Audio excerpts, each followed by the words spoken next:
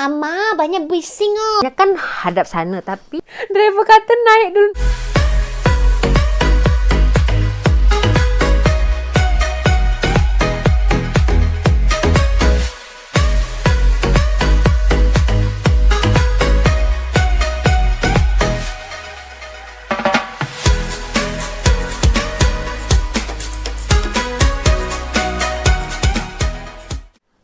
Pemirsa, bertemu lagi bersama saya Borunaga.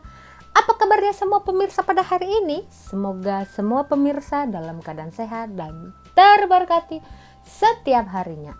Amin.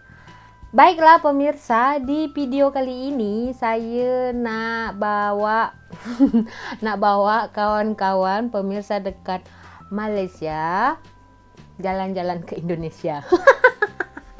Jadi begini, saya ada menerima sebuah komentar daripada pemirsa saya dekat Malaysia, ya, subscriber saya, meminta saya untuk membuat video tentang pengalaman suami saya pertama kali datang ke Indonesia.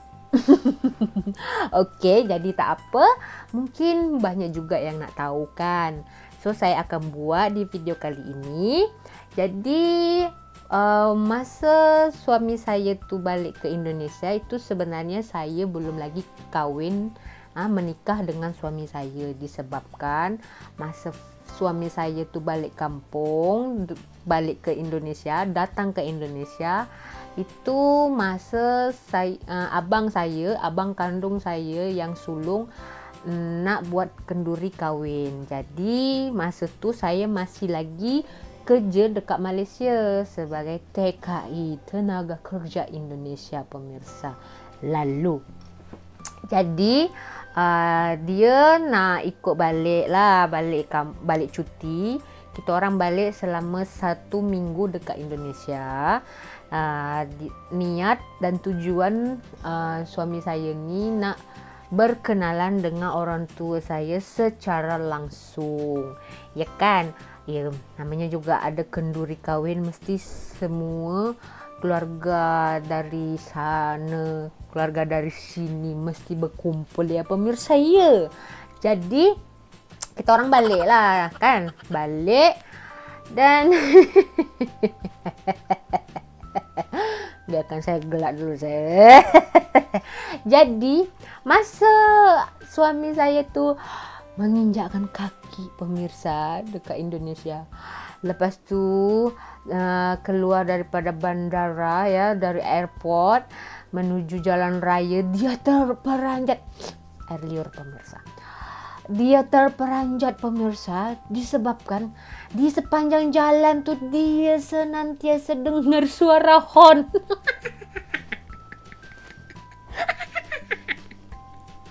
Nasib baik dia tak jadi pekak. Jadi dia shock sangat, pemirsa, sebab tak kira tempat, nak keluar simpang ke, nak masuk simpang ke, traffic light ke, kan, apalagi dekat tempat jam tu, amboi, ayo yo ama banyak bising oh. Jadi suami saya kata, ini kenapa bising sangat, nak berlomba bunyikan horn. Yelah kan, disebabkan kalau dekat sini kan bukan tak ada, jarang kita dengar suara horn, ya kan.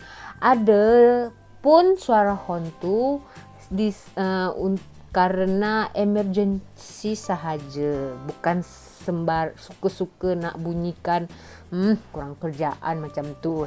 Lihat kan pemirsa, itu jadi pengalaman yang pertama yaitu bising, dia kata.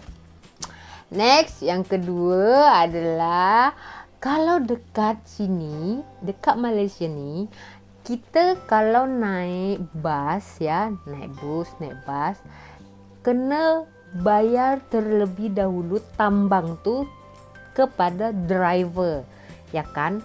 Tetapi kalau dekat Indonesia itu tidak, pemirsa.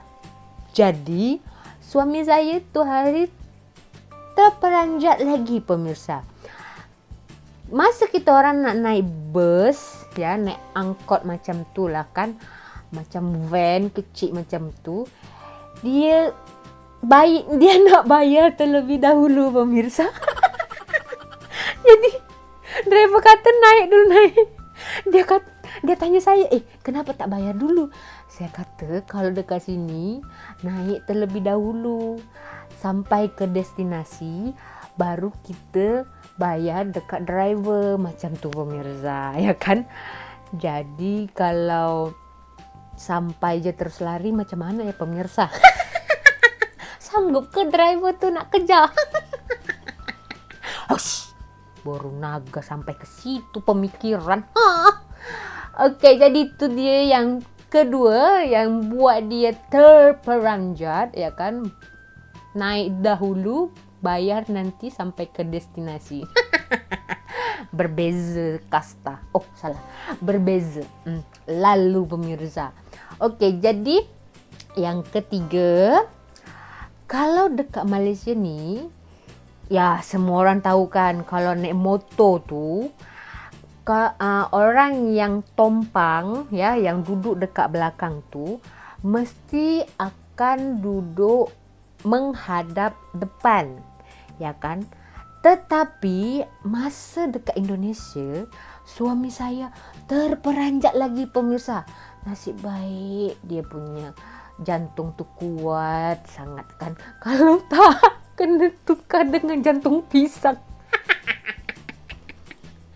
Jadi masa balik dekat Indonesia tu, dia terperanjat. Kat Indonesia je, dekat jalan raya tu, banyak dia jumpai orang yang naik motor, yang menompang, ya, orang yang tompang naik motor tu, yang duduk dekat belakang tu, menghadap, tak menghadap depan, tapi duduk sengit macam ni.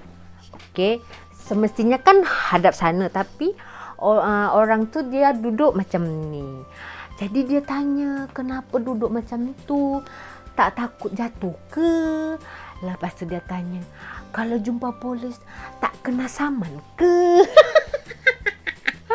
Indonesia semua boleh. Jadi saya cakap dekat suami saya, kalau dekat sini tu dah biasa naik motor macam tu. Janji jangan kepala saja yang dekat kerusi, kaki dekat atas, pemirsa. Jadi kalau dekat sana memang biasa pemirsa. Kalau orang yang duduk dekat belakang tu, dia akan duduk sengit. Tak payah heran lah pemirsa, ya. Dekat sana juga boleh sampai 3-4 orang satu motor tu pemirsa. Tak sayang nyawa. Itulah. Jadi saya pernah lah buat macam tu dekat sini kan. Tu memang cari pasal lah kan. Jadi suami saya ajak naik motor, saya duduk sengit macam tu, dia marah pemirsa.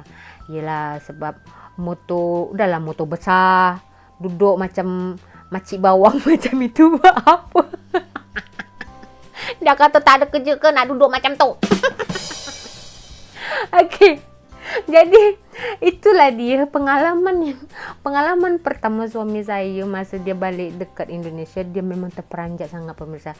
Banyak sangat perbezaan Malaysia dengan Indonesia. Jadi saya nak tanya pemirsa ni yang dah pernah datang ke Indonesia, tak terkejut, tak terperanjat juga ke tengok hal yang seperti ini? Ya kan? Coba tulis dalam kolom komentar tu yang pernah datang ke Indonesia.